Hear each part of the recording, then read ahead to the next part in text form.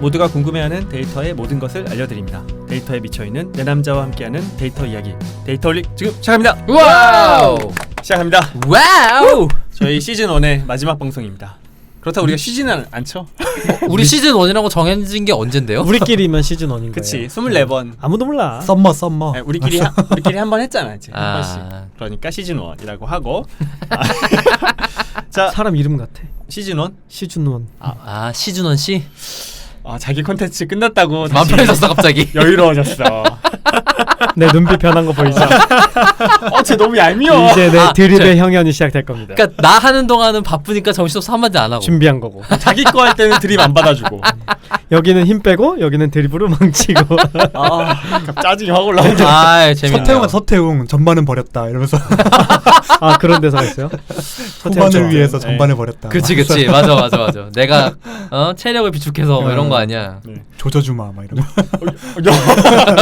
자 우리 떠들고 있는 우리 멤버들 먼저 소개하면서 시작하도록 하겠습니다. 최 반장님. 네, 안녕하십니까. 저는 관세무역 데이터 분석과 지식 콘텐츠 개발에 관심이 많은 최 반장입니다. 반갑습니다. 반갑습니다. 박 박사님. 네 안녕하세요. 저는 자동화 생각에 뇌가 기계로 바뀐 박 박사입니다. 반갑습니다. 반갑습니다. 김 팀장님. 네, 데이터 분석으로 밥 먹고 사는 김 팀장입니다. 반갑습니다. 반갑습니다. 저는 기업에서 데이터와 AI 교육을 담당하는 조 과장입니다. 반갑습니다. 반갑습니다. 저희 24회 저희 무엇이든 물어보세요 특집 이제 두 번째 하고 있죠. 네. 그래서 오늘은 나 또 해야 되나? 제가 이제 HR 편 관련해가지고 무엇이든 물어보세요 특집 하나 하고 그 다음에 우리 최 반장님께서 야구 데이터 관련해서 이제 무엇이든 물어보세요 특집을 하도록 하겠습니다. 근데 저희 본론에 들어가기 전에 굉장히 저희가 많이 받는 질문이기도 하고 그리고 최근에 또 댓글로 궁금해하시는 분이 있어가지고 우리 김 팀장님께서 내용 좀 소개해 주시고 저희가 다 같이 한번 답변을 드리면 좋을 것 같아요. 김 팀장님. 네. 샤르가르지님. 오랜만에 또. 네, 오랜만에 또 뵙네요. 네. 댓글을 어떻게 달아주셨냐면 읽어보겠습니다. 이거 좀 제가 읽기 민망한 부분이 있네요. 늘 그렇듯 매주 월요일만 기다리고 어느새 워드 문서가 17개나 쌓였네요. 이분이 우리 방송을 들으시면서 매번 정리를 하신대요. 워드로 정리하신대요. 워드 파일로. 이 내용을 네. 요약 정리를 하고 있다고? 네. 17개의 워드 문서가 쌓였대요. 지금. 파일을 하나만 하시지. 우리가 돈 주고 사야 되는 거 아니야? 책갈피 기능 같으시 엑셀로 시트 단위 관리하고 계속 읽겠습니다.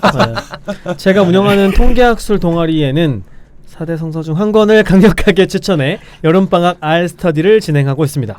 비전공생 중 한 명에 불과했던 제가 이렇게 당당하게 데이터 분석의 길을 걸을 수 있는 건 모두 진행자님들 덕분입니다. 정말 감사드려요. 그래서 박수 한번. 박수. 야 감사합니다. 저는 나중에 너무 취업 뿌듯해요. 되셨다고 연락 오면 정말 좋을 것 같아요. 와, 나 진짜 밥 그러네요. 사드리고 싶어. 그러네. 그러니까. 네. 계속 근데 이 정리하는 문서는 저희가 돈 주고 사야 되는 거 아니에요? 그렇죠. 역으로 우리가 그러니까 그럴 수 있죠. 많이 드려야 돼 돈. 많이 드려야 될 것 같은데 그러니까. 진짜. 와, 근데 이 잡설들을 어떻게 정리하실지 힘드실 텐데. 봤더니 잡설이었어. 아니야 워드 문서 파일 하나에 5줄밖에 없을 수도 있어. 그러네요. 쓸 게 없어서. 그러니까 나중에 어디 블로그나 포스팅 해주시면 되게 좋겠다. 혹시 괜찮으시면 공유를 해주셔도 좋을 것 같습니다. 저희가 방송에서 한번 소개해 드릴 테니까 그러니까 URL 괜찮으시면 샤르그르진 말씀해 주세요. 우리가 산다 그랬는데 공유해달라고 한 거예요? 밥 산다고 밥 산다고. 또 이제 그다음에 그 밑에 댓글이 있었죠. 대댓글로 질문을 주셨어요. 읽어볼게요. 최근 다양한 온 오프라인 교육과 더불어 빅데이터 관련 자격증도 조금씩 나오고 있는데 혹시 간단하게라도 자격증들에 대해 다루어질 수 있을까요?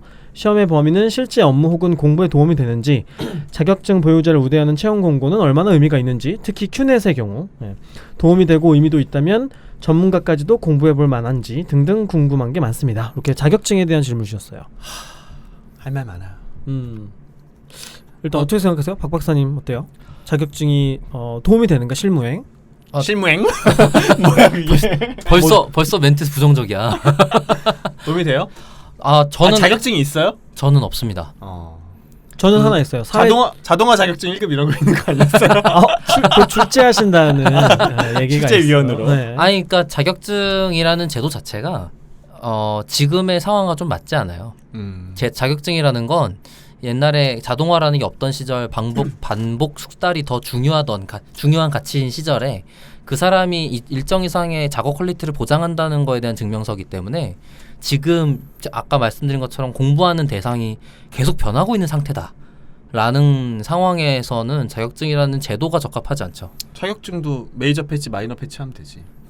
자격증이 메이저 패치, 마이너 패치 하는 걸 본 적이 없어. 그러네. 그거에 대한 비슷한 문제가 그때 얘기했던 보안 인증 같은 거예요. 걔네가 업그레이드를 안 하니까 문제인 거지 업그레이드를 하면 문제가 안 돼요. 자격증 하나 있다고 방금 말씀하셨죠? 저는 사회조사 분석사라고. 아, 그러니까 뭐 지금 이제 많이 따는 ADSP가 나오기 전에 유일하게 데이터 분석 관련된 자격증이었는데, 그걸 예전에 군대 있을 때 땄어요. 저 최근에 공부한 분이 좀 있더라고요. 많이 봤어요. 따요. 예. 사조사 많이 따요. 어려워요? 어렵다고 하면은 통계학적인 부분을 알아야 되는 부분이 조금 난이도가 있을 수 있고, 그다음에 이제 조사 방법론, 그다음에 실습을 해요. 그러니까 실습이라기보다 실기를 하는 거죠. 뭐 R이나 아니면 뭐 사스나 SPSS 이런 걸 이용해서 통계 분석 문제를 풀어야 되고 이런 게 조금 있으니까 어려울 수도 있겠죠. 그리고 이게 자격증은 공공기관이나 아니면 좀 보수적인 기업이나에서는 선호되기는 해요. 저는 솔직히 한 번도 못 봤어요. 뭘 못 봐요? 채용 공고에서 자격증 운운하는 거.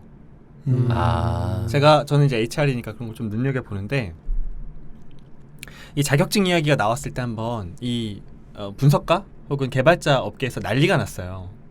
이제 이런 얘기가 좀 조심스럽긴 해요. 어쨌든 뭐 개인의 의견을 좀 받아주시면 좋을 것 같고, 물론 자격증 분야에도 실력 있는 분들 많이 계시고 출제하시는 분들도 있으시니까. 근데 어떤 분이 그 페이스북에 정말 화가 나갖고 올리시는 거예요.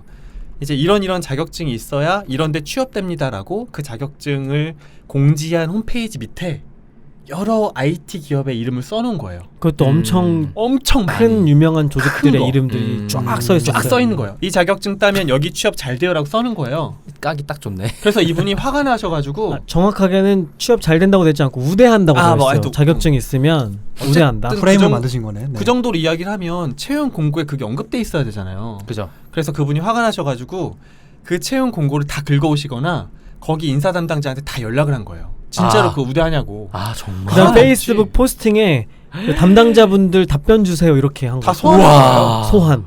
대단하다. 난리가 난 거죠. 진짜 대단하다. 그래서 또 더 재밌는 건 사람들이 또 소환이 돼가지고 다 얘기해줬어. 답변을 또 다 달았어요. 네. 해당 기업의 담당자들이 예를 들면 저 K입니다. 우리 안 합니다. 저 N사입니다. 우리 안 합니다. 이렇게 와, 거기 대단하다. 우리가 알파판 조직들은 거의 다 나온 것 같아요. 다 나왔어요. 네. 그러니까 이제 제가 HR 쪽에서도 어떻게 하면 AI나 데이터 전문가들을 영입하는지 알고 있어야 되기 때문에 그죠. 그런 걸 보거든요. 채용 공고를. 근데 최근에 다 어떻게 돼 있냐면 그러니까 어떤 도구를 사용할 수 있는지, 어떤 프로젝트를 해봤는지, 또는 조금 더 고급 AI로 넘어가면 아예 논문 링크를 걸어놓고 이 논문을 해석할 수 있는지, 아니면 이 논문에 그치. 적용된 이론을 네가 실무에 살 수 있는지, 그냥 끝이에요. 맞아요. 네, 어디도 자격증에 대한 이야기는 없어요. 그게 아까 말씀드린 것처럼 그 옛날 시대에 적합한 제도였기 때문이기도 한데 그게 왜 그러냐면 덕분에 그게 돈이 돼요.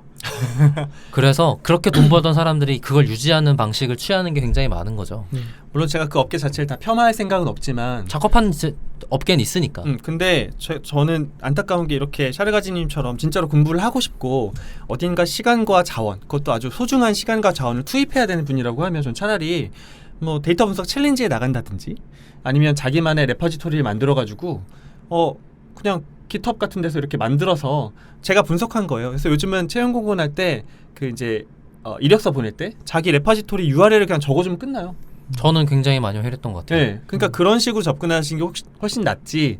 이거를 뭐 자격증을 딴 사람이 자격증만큼의 역량을 보유하고 있다라고 인정되는 업계는 최소한 AI와 데이터는 아니다라고 저는 일단 자격증을 본다는 얘기는 사람의 능력을 평가할 능력이 그 회사에 없다는 얘기거든요. 맞아요. 그치, 만약에 그게 더 정확한 거죠. 이 사람의 분석 능력을 평가할 수 있는 사람이 내부에 있다 그러면 왜 자격증을 물어보겠어요. 네가 작성 코드를 보여달라고 하든가 아니면 여태까지 했던 프로젝트를 설명해달라고 하면 그게 제일 좋은 방법이기 때문에. 근데 이제 그럴 수는 있을 것 같아요. 서류 전형에서 만약에 지원자가 2명인데 한 명은 자격증 있고 한 명은 없어.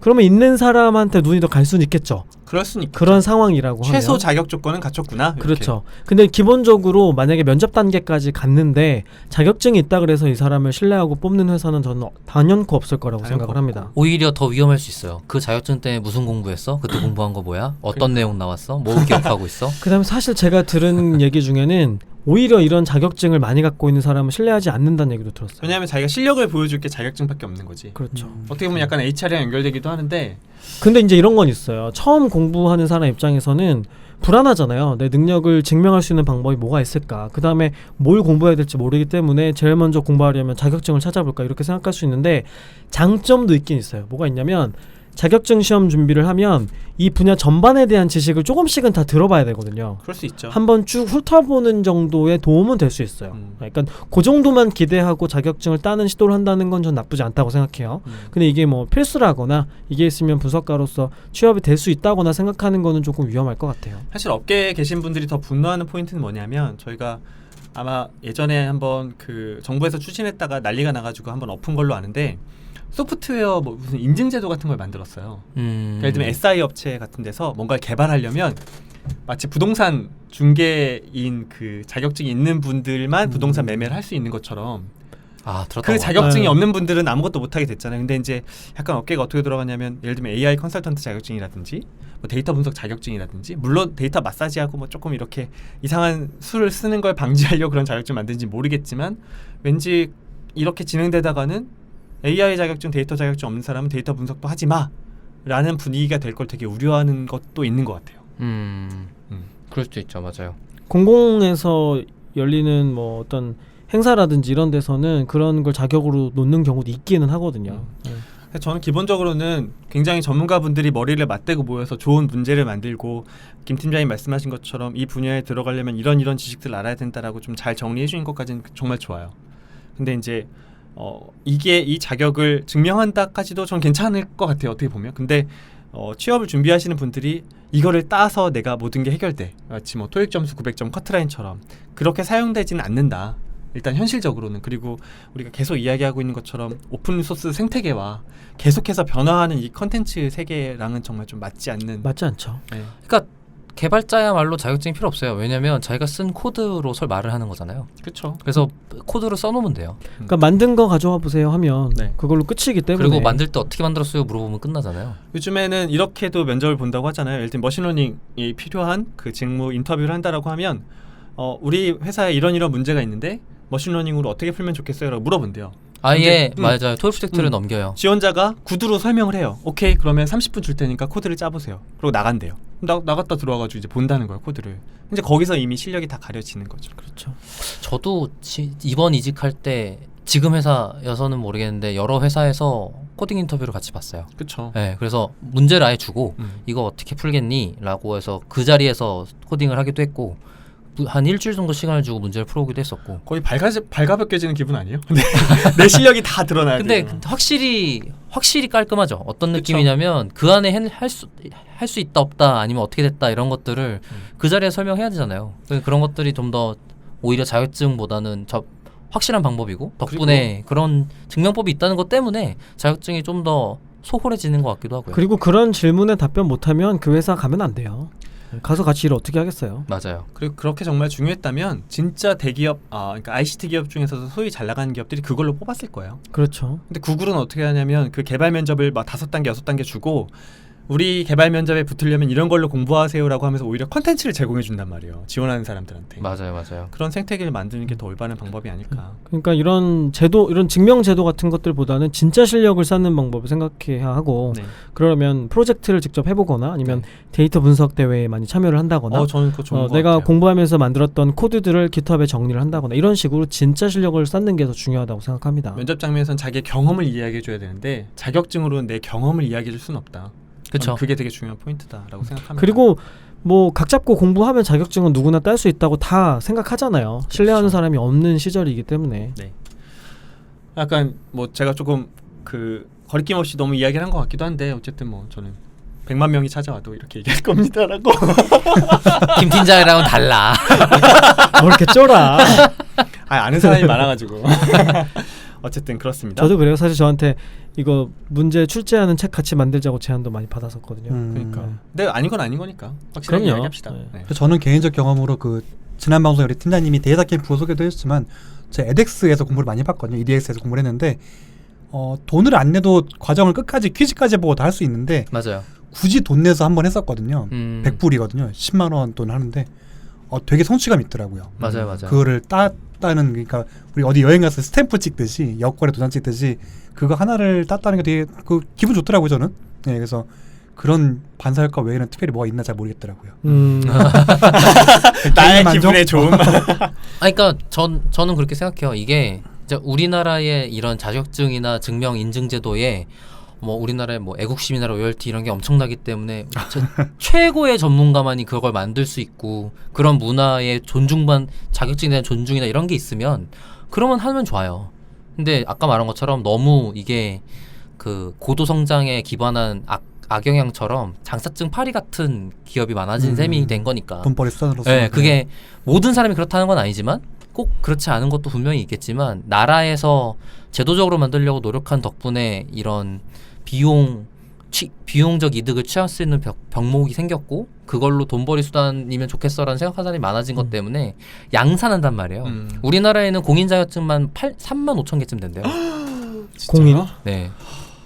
그러니까 얼마나 장사 속인지가 너무 눈에 보이는 거죠. 그런 게 다 공무원들과 짜고 치면서 만들어낸 이속 중에 하나란 말이에요. 그러니까 그런 걸 따라가면서 모두 까기 그만하시고 전국 80만 뭘 공무원들 공무원을 다 까고 있습니까?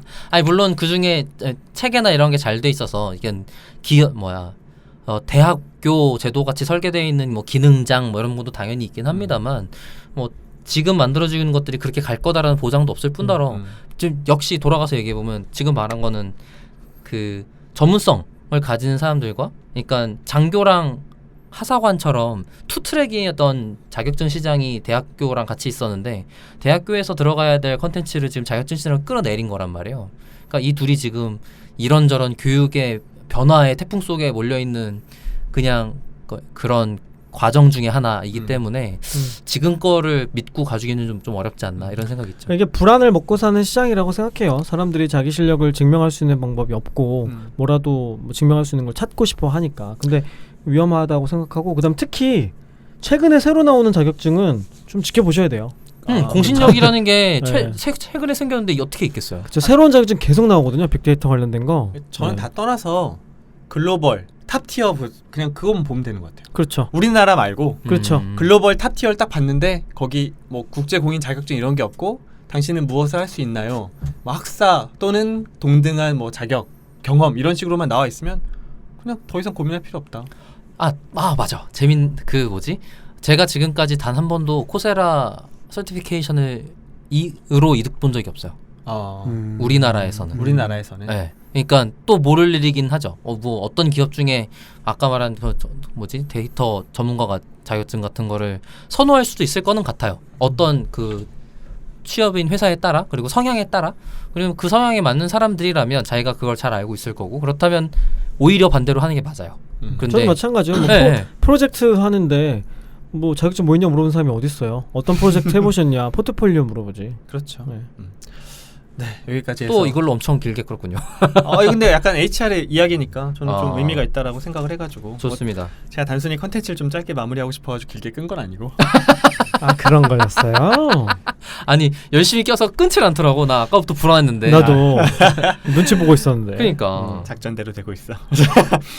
그러면 여기까지 해서 이제 그 저희에게 자주 물어보시는 질문이자 저희가 좀 화두로 떠오르고 있는 자격증에 대해서 이야기를 해봤고요.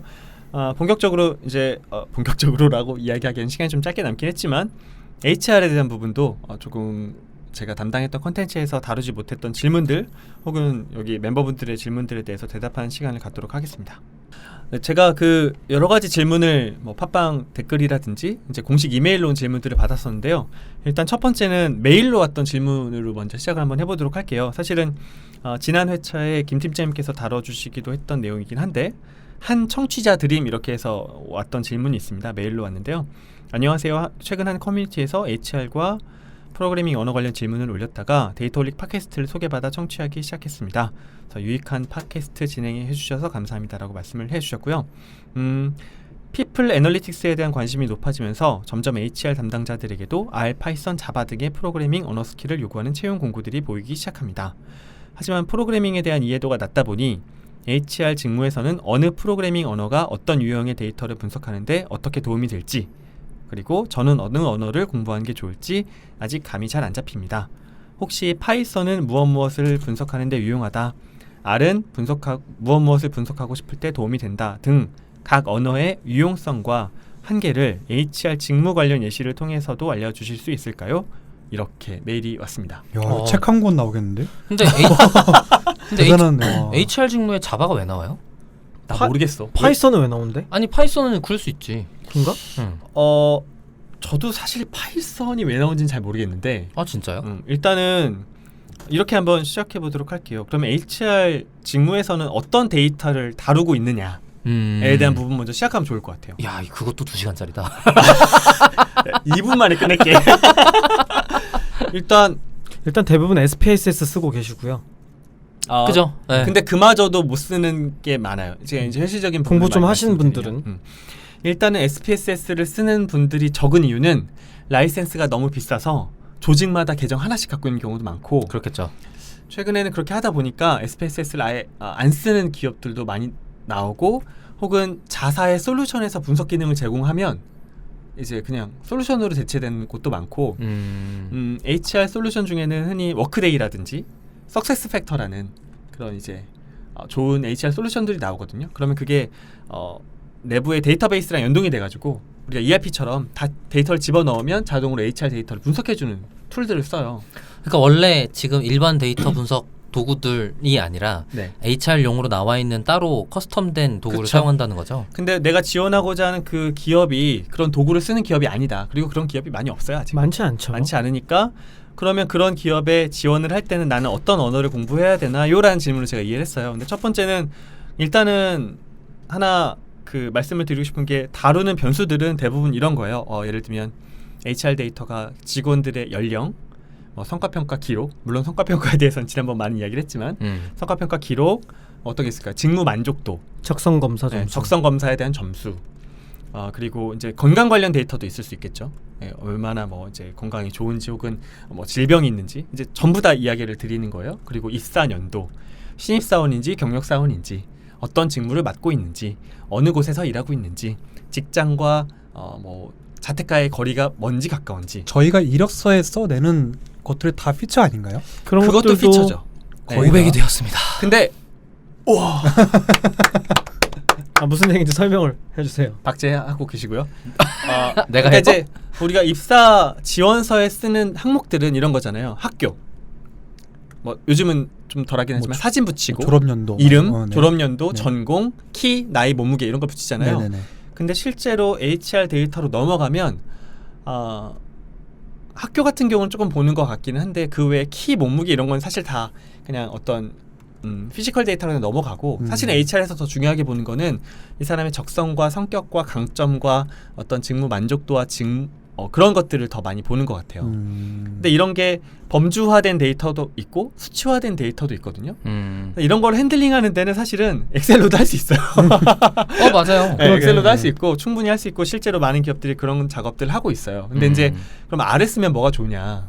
사실은 김 팀장님께서 더 전문적으로 다뤄주시긴 했지만, 조금 더 고급 분석을 할 수 있는 측면이 하나 있고, 그리고 우리가 시각화를 할 수가 있겠죠. 그러니까 예를 들면 엑셀 갖고도 상관관계라든지 회계 분석 같은 건 할 수는 있는데, 어떤 효과성이랄지 시각화에 대한, 그리고 좀 대량의 데이터를 다루는 거랄지, 그리고 그건 우리가 스크립트 언어를 쓰는 제일 중요한 이유, 재현성, 엄밀성, 이런 것들이 보기가 좀 어려운 경우가 많죠. 그럴 수도 있는 것 같아요. 제공되는 도구의 한계에서 벗어날 수 없다는 것도 큰일인 것 같고. 그렇죠. 네. 일단은 사회과학적인 지식을 다루는 곳이라고 하면 R을 쓰시는 게 맞아요. 왜냐면 그쵸. R과 관련된 교재들도 워낙에 많고 참고할 만한 자료들이 많기 때문에 R을 쓰시면 금방 그런 것들을 활용할 수가 있거든요. 저기에 대한 답변으로, R은 데이터 분석을 위한 도구가 맞고 파이썬은 데이터 분석도 할 수 있는 도구가 맞다 라고 생각을 하고, 저는 주변에 제 HR 관련 직무를 맡으신 분들은 R을 제일 많이 쓰시기는 했어요. 그러니까 파이썬이라는 생태계에 몸을 담그면 앞으로 뭐 AI나 머신러닝이 어디까지 발전할 수 있을지 모르겠지만 그런 것들을 팔로우업해서 하는 건 좀 편하긴 하겠죠. 근데 대부분의 HR에서 나오는 데이터들의 거의 90%는 상관회계 분석으로 다 정리가 되고 그것조차 하고 있지 않거나 데이터를 측정을 제대로 못하기 때문에 우리가 접근하기 어렵던 거고 R로 하면 99.9999%로 다 해결된다고 봐요. 오히려 더 중요한 부분들은 그 데이터 분석했던 내용들을 어떻게 커뮤니케이션 할지 이런 부분들이 좀 중요한 거죠. 예를 들면 이런 거죠. 우리가 조직의 구성원과 팀장과의 나이 차이가 직무 만족도를 떨어뜨리는 중요한 요인이다라고 분석을 했어요. 그 다음 어떡할 건데? 라는 질문이 나오게 되는 거죠. 그러니까 이제 분석만 알아서는 반쪽밖에 안 된다는 게 뭐냐면 So what? 그러니까 결과가 그렇게 나왔다. 그럼 어떻게 할 거냐? 그러면 팀을 꾸릴 때 팀장과 나이 차이가 적게 나는 사람들만 만들 거냐? 그럼 실제로 그렇게 하면 효과가 나냐? 그러면 그런 인터벤션을 적용할 때 조직 구조를 바꾸는데 그럼 어떻게 바꿀 거냐? 인사 발령 내고 땡 하는 게 아니잖아요. 조직 문화 변화에 대한 것도 다뤄야 되고 또 정확하게 직무 특성을 분류해서 어떤 사람들끼리 몇 명이 됐을 때 가장 조직 효과성이 높은지도 분석해야 되고 그러니까 데이터 분석과 방법론과 그 결과는 하나의 도구로서의 충만 해당이 되고 사실 더 중요한 부분은 HR 도메인에 있어요. 그러니까 당연히 도구에 대한 분석을 하면 아마 되게 강점으로 작용을 할 거예요. 그리고 제가 지난번에도 한번 말씀드렸던 것 같은데 요즘에 HR 직무에 지원하는 분들이 저 R 해요, 파이썬 할 수 있어요 라고 이야기하는 경우가 되게 많대요. 만약에 여기 관심이 많으시다면 캐글에 들어가시면 IBM HR 데이터가 있어요. 그러니까 IBM에서 맞아요. 되게 많은 데이터를 공개를 했어요. 직원들의 뭐 어떤 연령, 아까 말씀드렸던 직무 만족도라든지 여러 가지 변수들을 넣어놓고 퇴직 예측 분석했던 것들이 있어요. 코드로 다 정리가 돼 있어요. 근데 이제 어쨌든 그런 방법을 한번 익숙하게 만들기엔 되게 좋은 데이터거든요. IBM HR 데이터. 네, 그걸 한번 이렇게 저렇게 만져보시면 이런 게 HR 데이터구나, 이런 변수들을 쓰고 있구나라는 것들이 익숙해지실 거예요. 그 정도 하시고 이제 특정 도구를 익히신 다음에 지원을 하시면 사실 그 정도 선에서는 대부분 일정 수준 이상의 역량을 갖췄다는 걸로 인정이 될 것 같아요. 결론적으로는 HR에서 다루는 변수들은 아까 말씀드렸던 변수들이 있다. 그리고 도구를 선택한다라고 하면 R을 선택한 게 더 맞다고 생각을 한다. 그러나 아주 기본 분석으로 90% 이상의 문제는 HR에 다 해결된다. 그렇죠. 남아있는 10% 정도가 머신러닝인데 그건 약간 좀 더 먼 이야기인 것 같고 그렇게까지 먼저 아주 어려운 방법론들에 대한 고민할 필요는 아직까지 좀 없는 것 같기도 하다. 이 정도가 답변이 될 것 같습니다.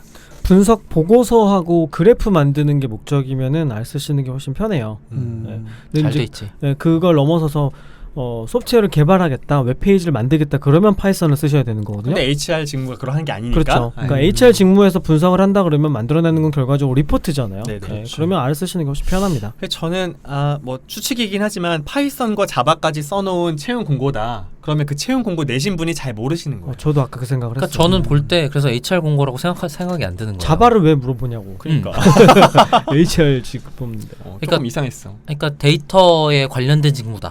아마 하도 아예. 안 썼나 모르겠네.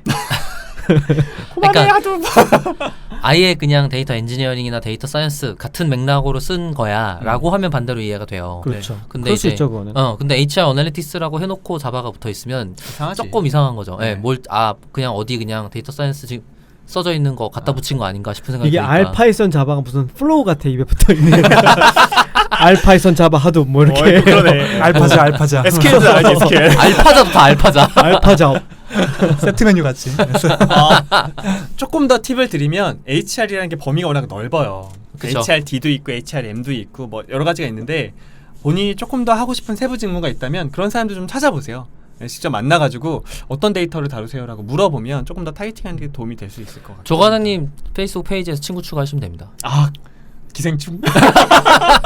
그러니까 약간 이런 거잖아요. 기생충이야? 박 박사님한테는 김 팀장님이 이렇게 붙어 있고 나는 김 팀장님한테 붙어 있고 막 이런 식으로.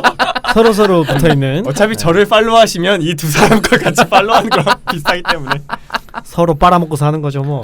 아이고. 뭐 약간 부족한 답변일 것 같긴 한데 그렇게 접근하시면 좋을 것 같다는 생각이 듭니다. 네. 또 어떤 것들이 있을까라고 좀 말씀을 드리면 이런 질문이 좀 있었어요. 두 번째 질문은 저희가 한번 모 기업에 가가지고 HR 애널리틱스 공부하러 온 분들한테 들었던 질문이에요. 맞아요. 공부하고 싶은데 어떻게 공부해야 되나요? 라는 이야기를 주신 적이 있거든요. 공방법. 근데 저는 쉬운 방법은 없는 것 같아요. 그쵸. 어려운 걸 어떻게 쉽게 배워요? 절망적이다. 근데 쉽게 배워 아니, 쉽게 배우는 아이데이터 분석. 아니 뭐요? 뭐가 돼요? 아닌데요? 아닌데요? 그런 거 아닌데요? 나빵 터지네. 근데 쉽게 배울 수 있는 방법은 이제 김 팀장님의 책을 사는 건데 이게 근데 예를 들면 어려운 수학 수식을 쉽게 배울 수 있는 방법이 어디 있겠어요. 그리고 사람들이 되게 절망하는 것 중에 하나는 통계 공부를 하고 싶어가지고 책을 사.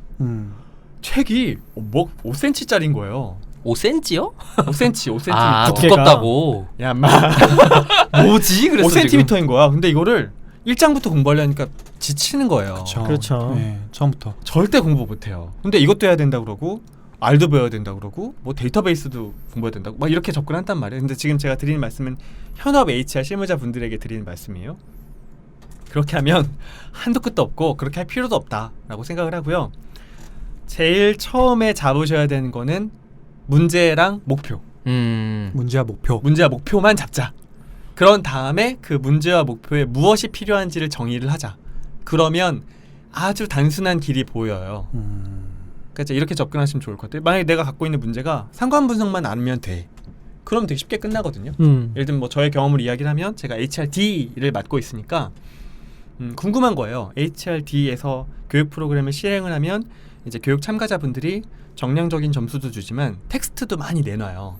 근데 텍스트가 너무 많아. 교육 참가자가 막 700명, 800명씩 들어오시면 텍스트 양이 얼마나 많겠어요. 그리고 또 교육 프로그램이 만 7일짜리다, 8일짜리다 그러면 그럼 우리가 그걸 일일이 다 분석을 못 해요. 그래서 가장 자주 반복되고 눈에 띄는 것들을 사람이 그냥 보고 몇 가지 이렇게 텍스트를 뽑아내서 보고서에 쓰기도 하고 이런 생각들 갖고 있구나라고 이제 비교해 보기도 하거든요. 근데 그 정확한 게 아니잖아요. 라는 문제의식이 저한테 있었어요. 그러니까 제가 어디서부터 접근했냐면 박 박사님께도 많이 도움을 받긴 했지만 텍스트는 어떻게 분석해야 되는 거지? 에서부터 시작을 한 거예요. 그러다 보니까 R에서 배워야 되는 기초함수 이런 거 뭐 기초통계 다 빼고 tek스트 분석을 위해서 뭘 학습해야 되냐로 그 목적을 달성하기 위해서. 네. 그러니까 되게 효율적이 됐어요. 그러니까 이론을 학습할 때 예를 들면 TF-IDF라는 뭐 이제 그 단어의 빈출도에 대해서 계산하는 공식만 배우고 그다음 텍스트를 형태소 분석이라는 걸로 단어나 주요 형용사 명사만 뽑아내는 방법에 대한 코드만 배우고 그다음에 그걸 빈도 분석하는 것만 배우고 그다음에 그 상관관계만 보는 걸 배우고 그다음에 토픽 모델링에서 어떤 주제들이 나오는지까지만 배우니까 일단 첫 번째는 너무 재밌어. 왜냐면 내가 배우는 게 나의 직무와 나의 문제랑 연결이 되잖아요. 그러니까 지치지 않고 시간 가는 줄 모르고 학습하게 되더라고요. 그렇게 한 세트를 해놓게 되면 내가 데이터 분석에 대한 A to Z를 다 아는 건 아니지만 내가 갖고 있는 문제를 해결할 수 있는 지식과 코드는 내가 학습을 한 거예요. 그런 다음에 거기서 조금씩 확장하면 되게 편하거든요. 이렇게 문제로 시작하시면 좋겠어요. 예를 들면 인사관리에 계신 분이라면 뭐 퇴직 예측 분석이라든지 뭐 성과 예측이라든지 직무 만족도에 어떤 영향을 주는 요인들이 있나 뭐 상관관계라든지 이런 걸 분석을 한번 해보시면 좋을 것 같고 저처럼 텍스트를 다루는 업무를 하고 계시다라고 하면 텍스트 분석에 대한 걸 다룬다. 이렇게 문제로부터 출발을 하면 학습하시는데 조금 더 효과적으로 접근하실 수 있다. 이렇게 생각을 합니다. 역시 업무를 잘 해야 공부도 잘 된다. 그 말이 맞네요. 내 업무가 어떤 업무고 내 업무에서 가장 핵심적인 이슈가 무엇인지를 먼저 분석을 해야 그 다음에 내가 무엇을 배울지가 나오지 데이터 분석가가 되고 싶어요라고 접근하면 언제 될 수 있을까? 이거 뭐 사실은 대학교 4년 대학원 박사까지 해도 끊임없이 공부하기 많을 분야인데 그리고 내가 모든 분야의 전문가가 될 필요는 없잖아요. 근데 난 하나만 하면 되는 거예요. 그죠? 그거랑 비슷한 것 같아요. 작가가 되려면 어떻게 해야 되나요? 약간 그런 거예요. 너무 크고 광범위한 질문이기 때문에 답을 찾기도 어려운 거죠. 그렇죠. 근데 구체적으로 설명문을 쉽게 쓰려면 어떻게 해야 되나요? 라든가 뭐 이런 식으로 접근하면 좀 낫지 않을까? 그런 질문들이 사실 대답하기 난감하면서도 그 대답을 질문하는 사람 쪽에서도 답을 구하기 힘든 질문인 것 같아요. 그렇죠. 그러니까 또 어떤 느낌이냐면 뭔가 좀 미안한 말이지만 질문할 생각 없는데 던진 것 같아. 억지로. 그러니까 깊이 있게 고민을 하기보다는 바람이 큰 거지. 네, 그냥 공기 수준만 좀 높은 거고. 이거 어떻게 하면 돼요? 그냥 이런 느낌으로 한 것 같은 느낌이에요. 왜냐면 챗봇 어떻게 만들면 돼요? 아니 그거를 내가 하고 싶어서 이것저것 알아봤으면 이미 알았어야 되거나 아니면 그 질문은 아니었어야 될 것 같은데 그 질문이라는 것 자체가 그 과정 없이 과정이 없었다는 그쵸, 얘기니까 그러면 뭔가 아직 다음 질문이 준비도 안 돼 있고 그 질문에 대한 대답을 해줘도 받아들일 수 있는 상태가 아니구나 이런 생각이 좀 드는 것 같아요. 그러니까 HR에서 챌린지를 많이 받아요. 실무자들이 예를 들면 야 이번에 복리후생 제도를 바꿨는데 직원들이 만족도가 너무 떨어져. 이거 어떻게 해야 돼? 라는 문제라든지 야 우리가 HR 데이터를 엑셀 뭐 10만 행으로 관리하고 있는데 이거 한눈에 안 보여. 어떻게 해야 돼? 이런 챌린지들이나 질문들이 있을 때 요거 데이터 분석을 어떻게 해볼 수 있지 않을까라는 걸로 연결시키면 되는 것 같아요. 기본적으로는 R을 익히셔야 돼요. 그치. 왜냐하면 기본적인 R을 익히고 나면은 저 문제를 어떤 식으로 풀면 그래도 괜찮겠다, 방법이 있겠다라는 감이 생기거든요. 그렇죠. 그러면 뭘 공부해야 될지도 알게 되거든요. 근데 분석 도구를 손에 들고 있지 않으면 완전히 뭘 해야 될지 모르는 거예요. 그러니까 양쪽을 좀 더 같이 해야 되긴 하겠죠. 그러니까 기본적인 R이 무엇을 할 수 있는 알아야 그렇죠. 데이터 분석 이슈가 터졌을 때 내가 그걸 어떻게 활용할지를 의사결정하는 거니까. 알맨. 꼭 R을 말씀드린 게 아니라 분석을 하는데 쓸 수 있는 도구 하나는 손에 들고 있어야 된다는 거예요. 할렐루야. 엑셀이어도 괜찮아요. 엑셀도 제대로 분석할 수 있는 수준까지는 알고 있어야 그러면 이걸 엑셀 가지고 이렇게 풀면 되겠다 갈 수 있는 거죠. 저도 엑셀도 다르고 R도 다르지만 같이 다루다 보니까 확실히 R이 정말 파워풀해. 특히 HR에서는 정말 파워풀한 것 같아요. 근데 그 존재조차 모를 때는 정말 모르니까. 아, 네, 저는- 지금 팀이 말씀하신 게 옛날에 교수님이 R 배우라고 했을 때 무슨 알파벳으로 한 글자로 된 무슨 언어가 있어? 이렇게 생각을 했었거든요. 그러니까 저도 수 제 있죠. 문제로 오기 전에는 관심 바뀌었던 와닿지 거예요. 않죠. 그 네. 저는 분석 도구로 여러 가지 써봤거든요. 사스도 써보고 SPS 써보고 뭐 엑셀도 써보고 뭐 태블로도 써보고 다 써봤는데 R을 쓰고 나서 그냥 다른 세상이 열렸거든요. 네, 그냥 R을 하면 돼요. 어쨌든 기승전 R로 가고 있긴 한데 저희한테 질문을 주신 부분이 그거여서 이렇게 말씀을 드려봤고요. 그 다음에 사실은 조금 되게 어려운 이슈 중에 하나가 있어요. 그 이제 최 반장님께서 저한테 질문해 주실 텐데 어떤 이슈가 있을까요? HR 애널리틱스에서. 네, 일단 질문부터 먼저 두 가지식으로 드리면은 작은 기업에서 HR 어널리틱스를 하고 싶으면 어떻게 시작을 해야 될까요? 라는 질문을 드리고 싶어요. 그 이유는 저희가 10수년 직장 생활하면서 부끄럽지만 HRD와 HRM이라는 단어 처음 들어봤어요.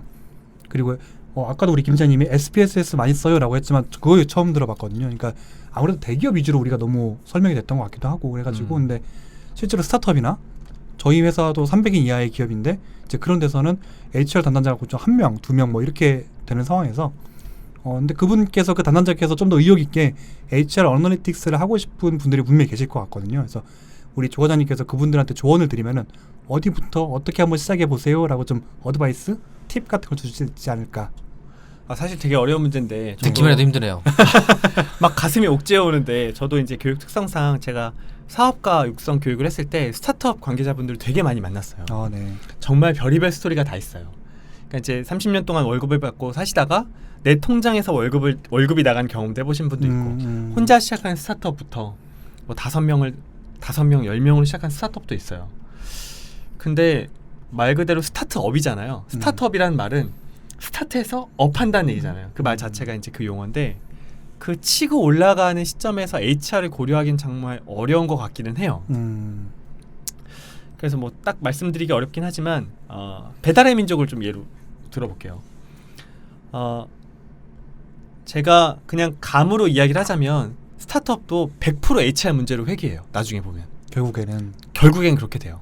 그러니까 사업이 5명이든 2명이든 10명이든 시작을 했을 때 조직이 커지기 시작하면 그때부터 HR 문제가 일어나기 시작하거든요. 배달의 민족도 처음에는 형제 두 분이 전단지 돌려가면서 치킨집에서 배달의 민족이라는 그 뭐 온라인 전단지 서비스 같은 걸 하고 있습니다. 와보세요 해가지고 양 형제가 북쪽과 남쪽에서부터 전단지 뿌리면서 올라와서 플랫폼을 만든 게 배달의 민족인데 예, 완전 가내수공업을 처음에 시작하신 거예요. 근데 지금은 직원이 1000명이 넘어가나 그럴 거예요. 대기업이잖아요. 완전 대기업이에요. 네. 근데 우리가 보기엔 어쨌든 아직은 전체 인원수로 보면 중견기업 정도밖에 해당되지 않거든요. 근데 거기는 HR에 대한 고민을 엄청나게 많이 해요. 그러니까 이제 감각적으로 느끼셨던 것 같아요. 우리가 그리고 그분들은 좀 목표가 있던 것 같아요. 지금 우리가 당장은 사람들은 월급 주기 어렵고 HR에 눈을 돌리기에는 급박한 사정이지만 이 정도 규모가 되면서부터는 우리가 HR을 고려하지 않을 수 없어라는 생각을 하시면서 출발하셨다는 느낌이 확실히 들어요. 그래서 제가 언뜻 기억하기로는 20명인가 25명 됐을 때 벌써 HR 직무가 있었어요. 거기에는 전담 초반부터. 네. 그래서 아주 작은 기업임에도 불구하고 거기 석촌호수 앞에 그냥 한 층만 썼을 때가 있었거든요. 그때부터도 이제 분석까지 뭐 아주 정교하게 했는지는 모르겠지만 어떤 HR 제도를 갖고 있어야 직원이 더 행복하게 회사를 다닐 수 있는지 그리고 그 행복감과 만족감이 우리 서비스에 어떻게 반영되는지에 대한 고민을 하셨어요. 그러니까 저는 이게 스타트업에 계신 분들이 분석부터 시작하지 않아도 된다고 생각을 해요. 그것도 마찬가지로 내가 바라보는 HR적인 문제 의식부터 출발해야 된다고 생각을 하거든요. HR 본질에 대한 고민. 네네. 그러니까 내가 꾸려가는 우리의 사업이 본질이 HR 측면에서는 무엇이 중요한가. 네. 그 문제가 만들어지고 나면 그 다음에 분석이라는 이제 행위로 연결이 될 수 있는 것 같아요. 처음부터 분석에 갇히지 말고. 네. 네. 근데 제가 만나본 많은 분들 중에 스타트업 분들은 야 스타트업은 야전 침대 놓고 24시간 밤새면서 임마 눈물 젖은 빵 먹고 그래야 되는 거야 라고 이야기하시는 분들 되게 많았거든요. 근데 그렇지 않은 기업이 좀 더 롱런한 것 같기도 해요. 제가 정확히 지금 그 회사 이름이 기억나지 않는 스마트 TV의 앱을 만드는 회사가 있어요. 그 회사도 아주 작을 때부터 HR에 대한 고민을 했어요. 그래서 회사가 20명, 30명밖에 안 되는데 결혼하면 2천만 원씩 주고 막 그랬어요. 아 진짜요? 복지가 대기업 뺨치는 거예요. 그리고 이제 개발 직군이 많다 보니까 늦게 귀가할 때도 많았는데 택시비를 줘요. 택시비 지원하지. 네, 그치, 택시비 그럴 수 지원까지 있지. 하고. 예. 그러니까 사람들이 저 작은 기업인데도 너무나 들어가고 싶은 기업인 거예요. 근데 과연 그 CEO가 막 HR 데이터 분석을 해가지고 이런 게 더 도움되지 않을까라고 하진 않았을 거예요. 근데 이제 감각적으로는 알고 있었던 거죠. 그리고 조직의 규모가 일정 이상 되면 아마 되게 구체적인 방법론으로 그걸 정교화시키기 시작하겠죠. 그러니까 저는 스타트업의 HR 애널리티스트라는 거는 그 대표이사가 그렇게 HR의 문제를 바라볼 수 있는 어떤 인지가 되어 있느냐 아니냐 정도에서 좀 판가름이 나는 것 같아요. 근데 그런 인지가 전혀 없는 분이라면 나중에 돈이 많이 들어와도 HR 애널리티스트에 돈을 안 쓰실 거예요. 사업의 확장으로만 조금 생각을 초점이. 하시지. 네. 근데 진짜 인사가 만산 건 맞는 것 같아요. 그러니까 지금 말씀하신 포인트가 또 사실은 두 개로 갈라져야 될 것 같은데 말 그대로 아주 작은 기업이어서 스타트업 해야 되는 조직이 있을 거고 그래도 일정 이상 규모가 됐고 사업이 안정화가 돼서 관리 체제로 넘어가야 되는 기업 그렇죠. 이런 상황이라고 네, 네. 두 가지로 갈릴 수 있을 것 같아요. 그래서 앞에는 문화에 조금 더 집중하는 것 같아요. 그래서 그러니까 내가 이 사람을 어떻게 관리할 거냐라는 포인트가 아니고 지금 우리 문화와 함께 같이 갈 수 있냐까지만 판단하고 그게 맞으면 놔버리는 그리고 그걸로 믿어버리는 약간 이런 방향으로 가는 것 같고 이거 어쨌든 중소중견기업 이상으로 넘어가서 이 업이 안정화가 돼서 관리 체계로 넘어가야 됐을 때 그때 인사에다가 리소스를 투입한다? 쉽지 않죠. 비용을 조절해야 되니까. 근데 우리가 스타트업한 기업 말고도 네. 우리나라의 수많은 중소 중견 기업들 예를 들면 1,000명, 2,000명 단위의 막 정말 큰 공장 운영하는 CEO들도 많으시잖아요. 그죠. 근데 그런 분들은 사실은 HR 애널리티스트까지 신경을 못 쓰시잖아요. 그런 분들 오히려 오히려 그쪽이 더 적용하기 쉽긴 할 텐데. 그러니까 근데 네. 그 효과와 밸류가 사업으로 연결된다는 생각을 못 하시는 것 같기도 해요. 그러니까 이제 보통 그런 데서 보는 거는 인당 생산성, 그죠. 원당 생산성 이런 걸 보거든요.